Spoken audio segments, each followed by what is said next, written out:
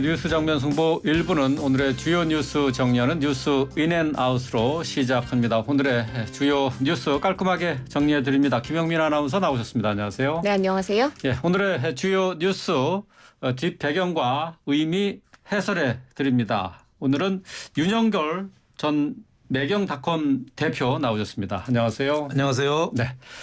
자, 오늘 첫 출연이신데요. 네. 텔레비전을 통해서 많이 뵀었기 때문에 청취자 여러분들도 재밌게 들으실 수 있을 것 같습니다. 네. 오늘 주요 뉴스 아주 날카로운 해설 부탁드리겠습니다. 자, 오늘 국정조사 논란부터 살펴보도록 할까요? 야3당이 오늘 이태원 참사 관련 국정조사 요구서를 제출했습니다. 오늘 국회 본회의에 보고된 거죠? 그렇습니다. 더불어민주당, 정의당, 기본소득당 의원 등 181인이 제출한 용산 이태원 참사 진상규명을 위한 국정조사 요구서가 국회 본회의에 보고됐는데요. 야3당은 오는 24일 예정된 본회의에서 계획서를 처리한다라는 방침입니다.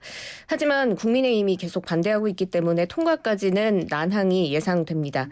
이번 국정조사 요구서는 조사 대상으로 지자체, 소방, 경찰, 행안부 총리실, 또 대통령실까지 포함하고 있는데요. 네. 이태원 참사 관련 국정조사 필요하다 안 하다 의견이 분분한데 필요하다고 보시는지 궁금하고요. 또 실제로 이루어질 가능성은 얼마나 될까요? 저는 이루어진다고 보고요. 왜냐하면 이루어진다. 국회의원 300명 중에 181명이 국정조사 요구서를 제출했어요. 그러니까 과반수 이상이면 당연히 하는 거죠. 필요하다. 당연히 필요하죠. 네. 근데 조건이 있습니다. 제대로 한다는 조건 하에서 필요하다고 저는 봅니다. 국회에서는 국정조사권이 있어요. 네. 또 이태원에서 많은 젊은 무고한 사람들이 150여 명이 희생당했어요. 거기서 국정조사는 얼마든지 할 수 있죠. 다만 이제 여기에 정치가 너무 앞서면 이거 제대로 할 수 있겠느냐. 여기에 대한 좀 의문이 좀 드는 거죠. 그러니까 당리 당략을 앞세워서 만약에 국정조사를 한다. 그러면은 나라만 시끄러워지지 않겠습니까? 네. 그런 점에 좀 걱정이 되는 거지 필요하기는 저는 필요하다고 봅니다. 대표님께서는 지금 필요하다라는 입장이신데 사실 일각에서는 국정조사는 강제성이 없기 때문에 실효성이 좀 떨어지지 않느냐 이런 비판이 나오고 있고 여야가 이견을 보이고 있기 때문에 제대로 국정조사가 이루어질지에는 좀 의문도 있잖아요. 그래서 저는 필요하긴 한데 정말 실효성이 얼마나 있을까 효과가 얼마나 있을까 거기에서는 저는 퀘션 마크를 붙이는 편입니다. 왜냐하면 강제 조사권이 없어요. 네. 또 지금 여당에서 동의를 안 해주거든요. 그럼 반쪽짜리 국정조사가 되면은 정부에서 그 증인으로 나오고 조사에 응할 사람들이 제대로 협조를 해주겠습니까?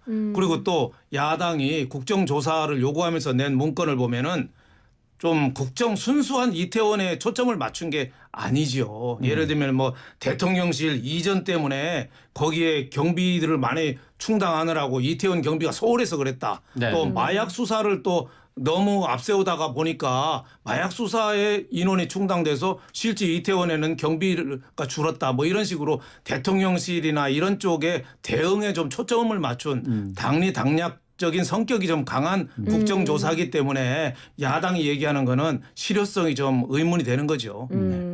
이렇게 정쟁이 우려되는 가운데 또 국민의힘 정진석 비대위원장은 민주당이 국정조사를 계속해서 강행하려고 하는 게 의회주의를 볼모로 한 이재명 살리기 때문이다라고 비판하고 있는데 지금 이재명 대표를 둘러싼 고강도의 검찰 수사를 민주당이 국정조사를 통해서 국면 전환을 꾀하려는 것 아니냐 이런 지적입니다. 여기에 대해서는 어떻게 생각하세요? 그런 의심은 충분히 가능하죠. 지금 이재명 대표의 측근 정진상 실장하고 김용 민주연구원 부원장이 지금 한 분은 구속됐고 한 분은 지금 압수수색 영장 받아서 목에 칼끝이 들어왔는 입장이거든요. 네. 이재명 대표야 여러 가지로 코너에 몰렸으니까 가급적이면 이태원을 좀 부각시키고 싶어하는 게 인지상정 아니겠습니까?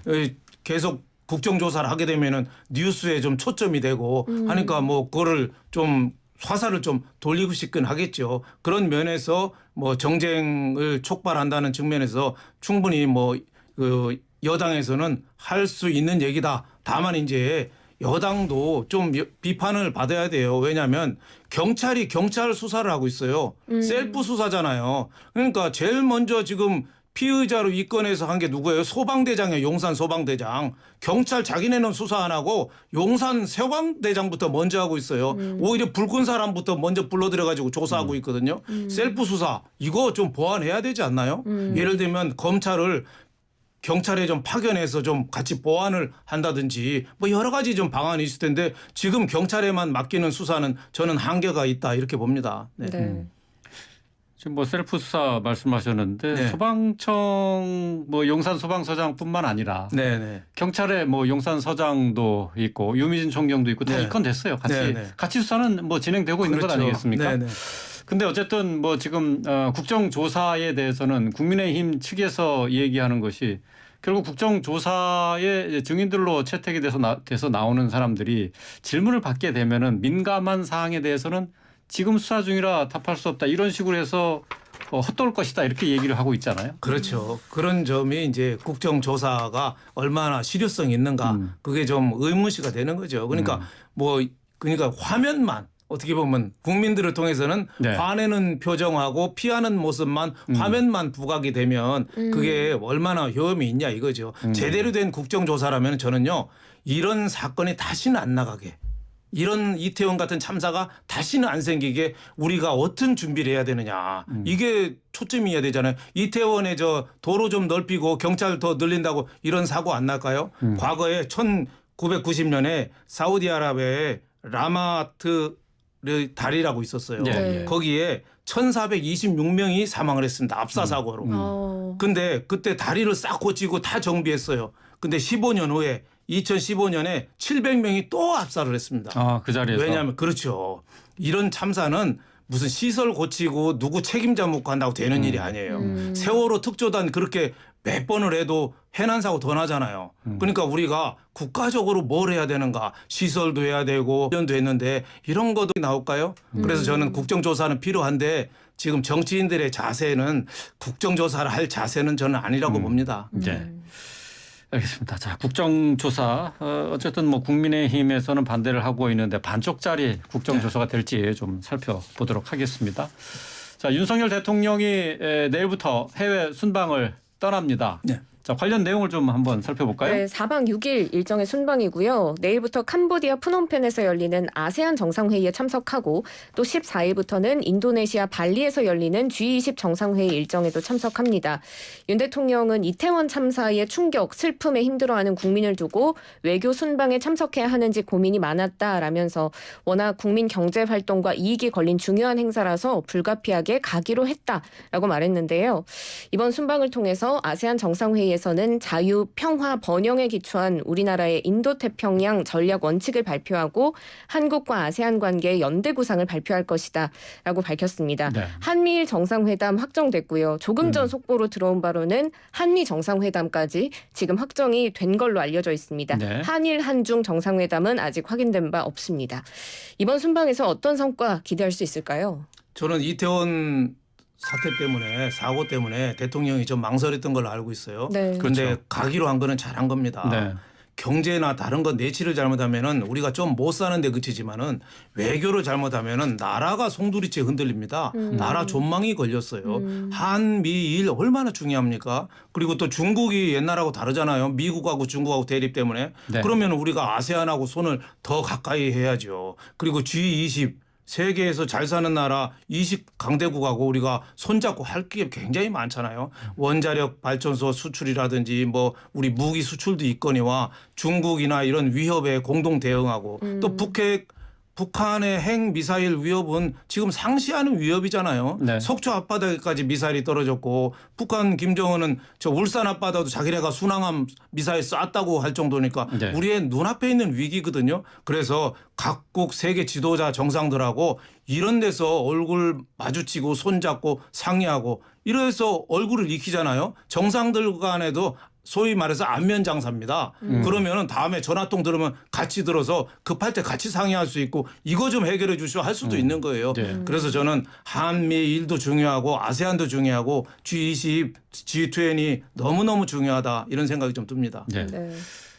그런데 이번 대통령의 동남아 순방과 관련해서는 이 순방 내용보다는 다른 게 지금 더 눈길을 많이 끌고 그렇죠. 있습니다. 네. MBC 취재진에 대해서 대통령 전용기 탑승을 못하도록 배제를 해서 논란이 되고 있죠. 네, 어제 대통령실이 입장을 내고 MBC의 외교 관련 왜곡 편파 보도가 반복된 점을 고려해서 이를 방지하기 위해 불가피하게 취재 편의를 제공하지 않는다라고 공지했고요. 네. 오늘 윤 대통령도 이태원 참사 이후에 13일 만에 다시 이제 출근길 문답을 재개했는데 여기에서 많은 국민의 세금을 써가며 이런 해외 순방을 하는 건 그것이 중요한 국익이 걸려있기 때문이다. 외교 안보 이슈에 관해서 취재 편의를 제공해온 거고 그런 차원에서 받아들여 주시면 되겠다.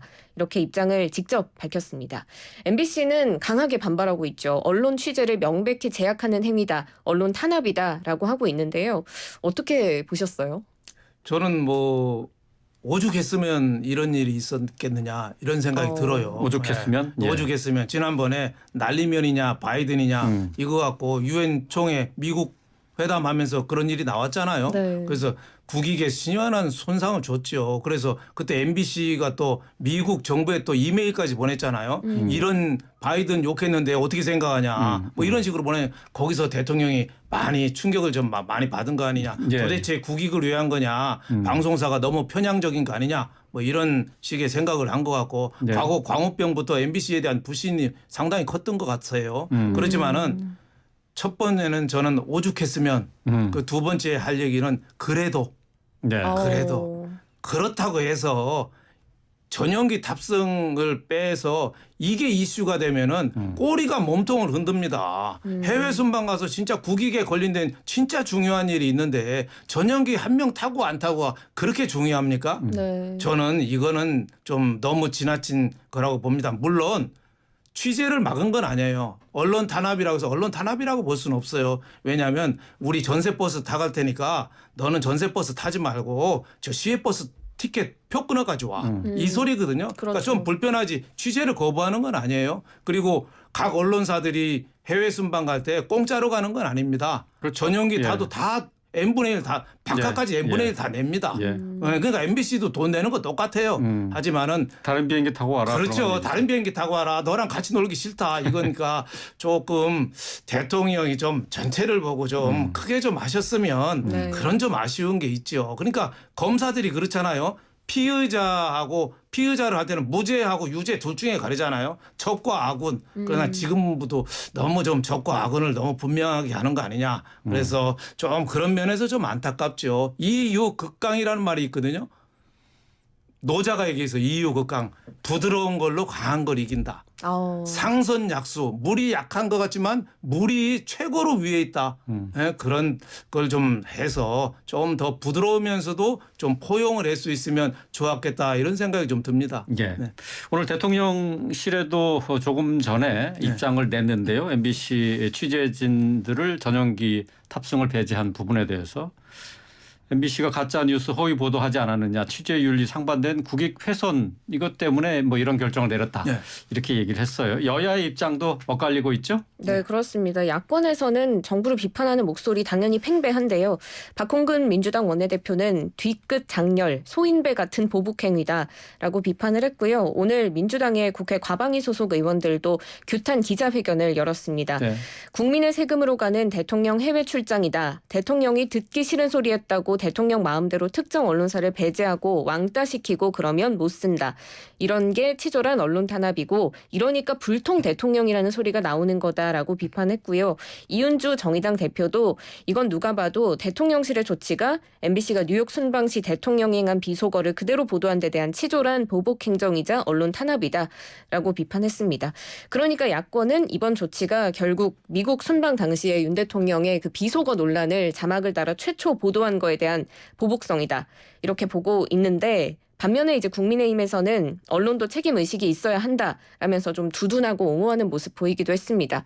다만 이제 국민의힘 하태경 의원은 접근 방식이 모양새가 좀 빠진다라면서 조금은 다른 우려를 표하기도 했는데요. 이 여야의 입장 어떻게 보고 계신지 살펴봐주세요. 그러니까 여야가 자기가 보고 싶은 것만 보는 거죠.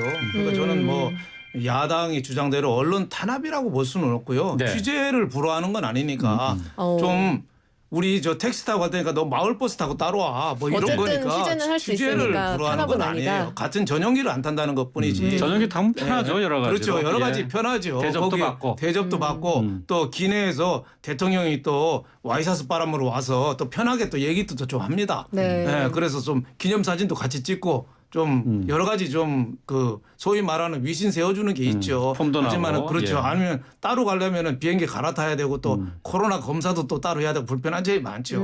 그래서 언론 단합이라고 볼 수는 없지만 그래도 모양이 좋지는 않다. 뭐 이런 생각이 좀 들어요. 이런 그 MBC도 저는 이번 계기로 해서 우리나라 지상파 방송이나 여러 방송들도 한번 다시 생각하는 좀 계기가 좀 됐으면 좋겠어요. 정권 바뀔 때마다 자기한테 유리하게 바꿉니다. 예, 지배구조, 사장 임명부터 다 유리하게 바꿔요. 그리고 정권 뺏길 때 되면 또 그거 안 바꿉니다. 그러니까 이렇게 언론도 이렇게까지 타락한 거 아니냐 이런 생각이 드는데 또 하나 제가 말씀드리고 싶은 거는 정권하고 언론하고는 좋기가 좀 어렵습니다. 링컨이 암살당했잖아요. 호주머니에서 3개가 나왔답니다. 하나는 손수건이 나오고 하나는 어린 소녀가 선물한 주머니 칼이 하나 나오고 하나는 링컨을 칭찬한 신문 기사가 하나 그걸 찢어가지고 오려가지고 호주머니에 넣고 다녔대요. 예. 왜? 링컨이 노예 해방하고 수정헌법 할 때 언론한테 그렇게 비난을 많이 받았어요. 그래서 자기 칭찬하는 기사가 그렇게 고마워서 호주머니 넣고 볼 때마다 읽었대요. 그래서 언론하고 정권하고는 사이 좋기는 좀 어렵거든요. 그래서 언론도 저는 중립 공정한 방송 이거 위해서 많이 노력해야 되고 정권도 좀 거꾸로운 기사 이런 거라도 그건 언론이라는 거울을 통해서 세상을 보고 정치를 보는 거다. 이런 식으로 좀 한풀 접어줄 필요도 있다. 이런 생각이 좀 들어요. 세상에 저 기자하면서 보니까 세 군데랑 싸우면 안 됩니다. 하나는 언론, 또 하나는 종교단체, 네. 또 하나는 노조. 노조, 언론, 종교 다 개혁 대상이에요. 아주 많이 썩었습니다. 하지만은 신중하게 접근해야 되고 예. 아주 점진적으로 접근해야 되고 명분도 좀 뚜렷해야 된다. 이런 생각이 좀 들어서 감히 말씀드립니다. 예, 알겠습니다. 언론, 오늘 네. 윤영걸 전 매경닷컴 대표 이제 처음 모시고 얘기를 하는데 정치인들이 이렇게 칭찬에 목마르다 그런 얘기를 오늘 처음 듣게 제가 요즘 되네요. 책을 읽고 있는데 네. 그 인간관계론이라는 책을 읽고 있거든요. 칭찬의 중요성을 굉장히 많이 설파하더라고요. 그러니까 정치인도 크게 다르지 않다. 네. 예, 그렇죠. 알겠습니다. 근데 뭐 저 언론으로부터 칭찬만 기대할 수는 없잖아요. 그렇죠. 언론은 예. 보이는 대로만 봅니다. 그렇죠. 네. 예. 기자들은 비판 안 하면은 이게 좀 부끄럽게 생각해요. 내가 혹시 어용이 아닌가. 그래서 비를 잘 비판적인 눈을 못하는 것 봅니다. 같고, 예, 네. 그렇게 생각이 들 수 있죠. 네, 예. 한 가지만 더 여쭙겠습니다. 네. 지금 MBC 아나운서 출신인 배현진 의원도 입장 네. 밝혔는데요. 지금 여기에 대해서 시간이 없기 때문에 예. 다음에 이야기하는 걸로 하겠습니다. 예. 그 질문을 뭐 드리다 말았는데, 네. 예, 이어서 할까요? 예, MBC가 뭐 부자 회사 아니냐 뭐 그런 얘기죠. 네. 그렇습니다. 예, 간단하게 지금 들어보죠. 예. 네, MBC도 뭐 언론 탄압이라고 하기에는 궁색할 것이다 이런 입장이고요. MBC 자산이 많은 부자 회사니까 편하게 민항기 통해서 다녀오도록 잘 지원할 것이라 믿는다 이렇게 했는데 아무래도 배현진 의원이 MBC 출신이기 때문에 네. 더 화제가 되는 것 같습니다. 그렇죠. 짧게 언급해 배현진 주시죠. 의원의 뭐 뒤끝 장렬이라고 봐야죠. 뒤끝 장렬이다. MBC 약 올리는 근무하면서 거다? 예. 근무하면서 좋게 나오진 않았잖아요. 뭐 지금 경영진하고 당시에 상당히 좀 어떻게 보면 척을 진 상태에서 거의 쫓겨나듯이 나왔잖아요. 예, 예, 그렇죠. 그러니까 그 감정이 지금까지도 남아 있다고 보고 너희도 배현진 당해봐라 의원의- 그런 그렇죠. 네, 배현진 의원의 얘기는 틀린 건 아니에요. 하지만 또 친정이잖아요. 그러니까 정치하고 좀 공정성 이런 면에서 좀 다시 좀 생각하는 계기가 좀 되었으면 합니다. 그래서 지금 정치인들이 누가 옳고 그러냐 이걸 따지기 전에 정말 공정한 방송하고 권력에 진짜 초연한 이 언론으로 다시 태어나는 길이 없는가 여기에 네. 대해서 서로 가슴에 손 얹고 좀 반성해야 된다고 저는 봅니다. 예, 알겠습니다. 오늘 여기까지 듣겠습니다. 김영민 아나운서 또 윤영걸 전 매경닷컴 대표와 함께했습니다. 고맙습니다. 고맙습니다. 감사합니다.